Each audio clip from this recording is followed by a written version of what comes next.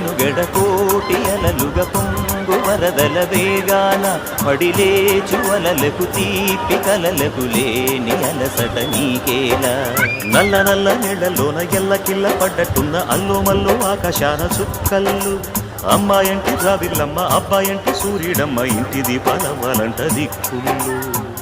ఎవరికి వారే యమునకు నీరే రేవు నీరు నావదంట నావతోడు రేవుదంట పంచుకుంటే గోరువంక వాలగాని గోపురానికి స్వరాల గణగణ గంటలే మోగనేలా